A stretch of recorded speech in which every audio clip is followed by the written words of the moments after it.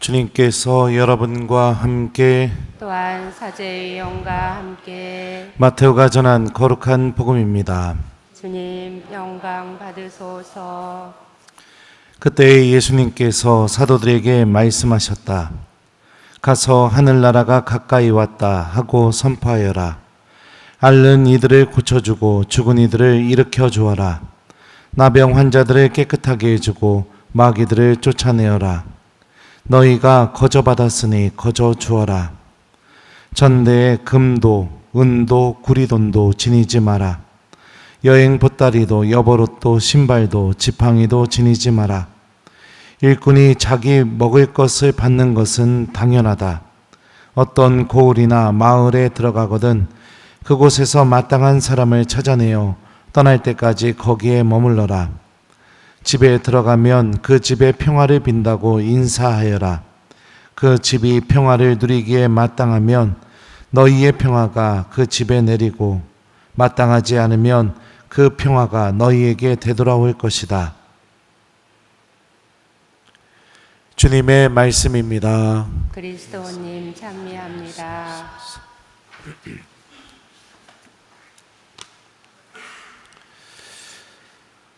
오소서 성령님.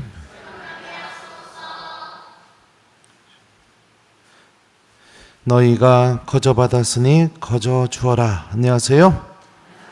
네. 여러분들 오늘 기도해 주셔서 감사해요. 대전교구 파티마의 세계사도집 가서 피정강의도 잘하고 미사도 하고 예정에 없던 안수도 하고 그리고 돌아왔습니다. 힘들어요. 어제 또 광주교구 성령대회에 있어서 거기 또 이렇게 가게 되었는데 그 출발하려고 하기 직전에 우리 총구역장님이 저한테 얘기를 하시는 겁니다. 우리 본당 교우 한 분 돌아가셨죠? 임종 직전인데 평자성사 좀 달라고 한다고. 그래서 기차표를 취소를 하고 그리고선 병원에 가서 이 병자성사와 임종 전대사를 줬습니다. 그리고 나서 이제 역전에 와서 기차표를 샀어요. 사가지고선 새로 산 거죠. 그리고 거기에다가 전화를 했는데 전화를 안 받아서 환장하는 줄 알았습니다. 왜냐하면 제가 좀 늦게 도착하게 됐으니까. 근데 저한테 우선순위는 그 광주교구 신자들이 아니라 여러분들이에요. 여러분들. 제가 우선적으로 선택하는 사람들은 당연히 본당 신자들이죠. 본당 신부가. 그래서 또 이거 보면은 광주교구 신자들 무진장 서운하겠네요. 어쩔 수 없어요. 근데 제 신자가 저한테는 제일 우선이죠. 기차를 타고선 이제 자리에 앉으려고 제 자리에 갔는데 어떤 자매가 제 자리에 앉아 있는 겁니다. 그래서 기차표를 보여주면서 여기 내 자리다. 그랬더니 그 자매도 저한테 표를 보여주시면 아니다 내 자리다 이러는 거예요.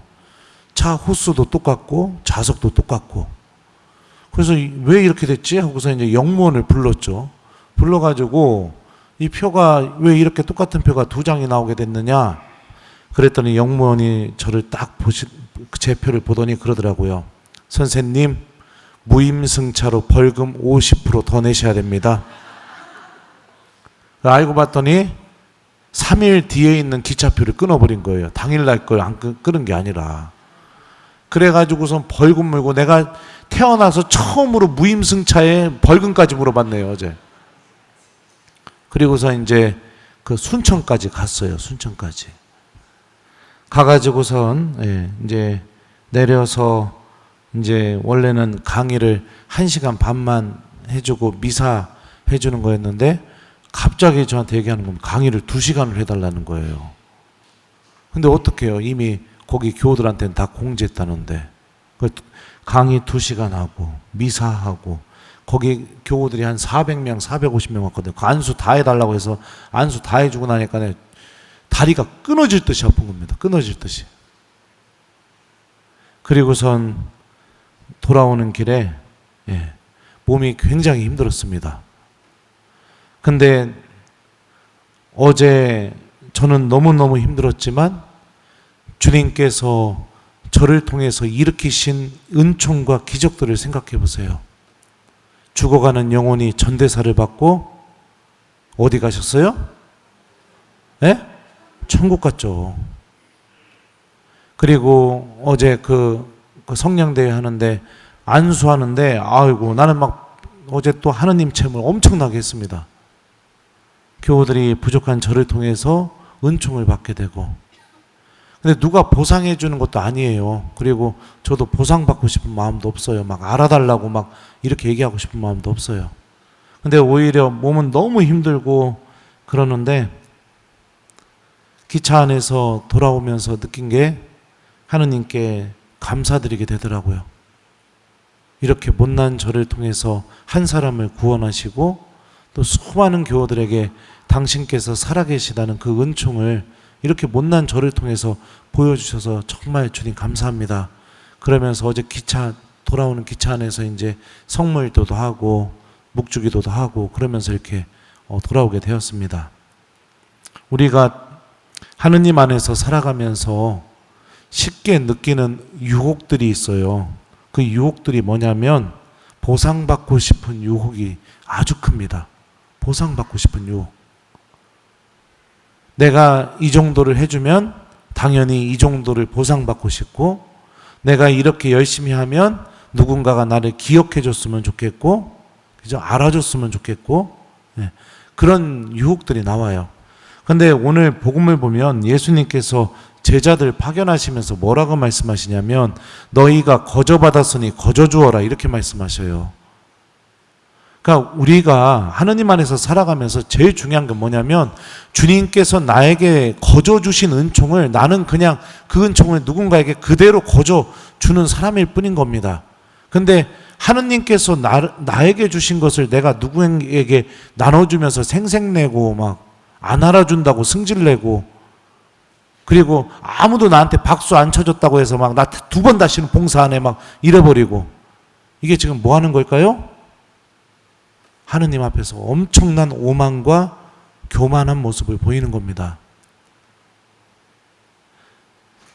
우리가 주님께서 나에게 주신 그 은총을 나를 통해서 그 힘을 드러내고 계시다는 것을 믿게 될 때, 그리고 그 은총이 나를 통해서 나가게 되었다고 해서 마치 내가 막 뭔가 특별한 사람이 된 것처럼 그렇게 생각하지 않고, 예수님이 말씀하셨잖아요. 너희가 할 일을 다 한 뒤에 주인한테 뭐라고 말하라고 했어요? 저는 쓸모없는 종입니다. 그저 해야 할 일을 하였을 뿐입니다. 너희는 이렇게 말하여라. 예수님 말씀하신 것처럼 언제나 하느님 앞에서 나는 아무것도 아닌 존재라는 것을 기억하게 될 때 주님께서는 그런 사람들을 통해서 정말로 엄청난 일들을 해나가시게 됩니다. 사랑하는 우리 교우 여러분들, 본당 안에서 봉사하다 보면 주님께서 거저 주신 은총과 능력을 가지고 내가 생색내고 싶은 그런 유혹들이 다가올 때가 있어요. 그거 악의 유혹입니다. 악의 유혹이에요. 그거 챙기기 시작하게 되면은 그 뒤부터 내가 봉사하는 순간마다 다 상처받아요. 사목자랑 다 갈등을 겪게 됩니다. 예수님이 우리에게 바라시는 것은 당신께서 주신 은총을 이웃들에게 거저 나누어줄 줄 아는 사람이 되는 것, 그리고 하느님의 나라가 가까이 왔다고 주님께서 선포하셨던 그 말씀을 전할 줄 아는 사람이 되는 것, 그리고 이 집에 평화를 빕니다 라고 평화를 빌어줬던 것처럼 내가 하느님의 평화를 누군가에게 빌어줄 줄 아는 사람이 되는 것, 이게 하느님께서 정말로 원하시는 당신의 도구들, 당신의 제자들의 모습인 겁니다. 그 모습이 오늘 제1독서에서 그대로 드러납니다. 그죠? 제자들이 한번 볼까요? 네. 말씀을 전하고, 그리고 하느님의 은총으로 기도하고, 교회 안에서 활동하게 되자 안티오키아에서 제자들이 처음으로 그리스도인이라고 불리게 되었다라는 이 표현이 있습니다. 그리스도인, 예수님을 믿는 사람. 그 예수님을 믿는 사람의 모습이 뭐예요? 성령의 인도에 따라 순명하면서 따라다니고, 그리고 수많은 사람에게 복음의 진리를 가르치고, 그리고 또 성령의 부르심에 순명할 줄 알고, 성령께서 이렇게 얘기하죠. 내가 일을 맡기려고 바르나바와 사울을 불렀으니 나를 위하여 그 일을 하게 그 사람들을 따로 세워라. 이 말씀에 순명할 줄 알고, 그러니까 성령의 이끄심에 순명할 줄 알고, 그리고 내가 굳이 선택되지 않았다 하더라도 하느님께서 누군가에게 새로운 일을 시작하시게 될 때 사도들은 어떻게 했습니까? 맨 마지막 구절입니다. 그래서 그들은 단식하며 기도한 뒤 그 두 사람에게 안수하고 나서 떠나보냈다. 시기하고 질투하고 내가 해야 되는데 왜 제가 해?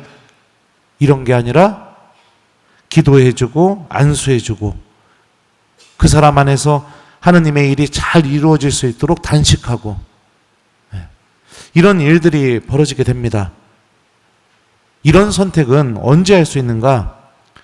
지금 내가 하느님으로부터 받은 모든 은총과 능력들이 내 것이 아니라는 것을 명확하게 깨닫게 될 때 우리는 이런 선택을 할 수 있어요. 시기하는 마음, 질투하는 마음, 나만 중요한 마음, 내가 주목받고 싶은 마음, 여러분들, 악은 그런 마음들을 통해서 우리 안에서 하느님의 힘이 드러나지 않게 하기를 간절히 바라고 있습니다.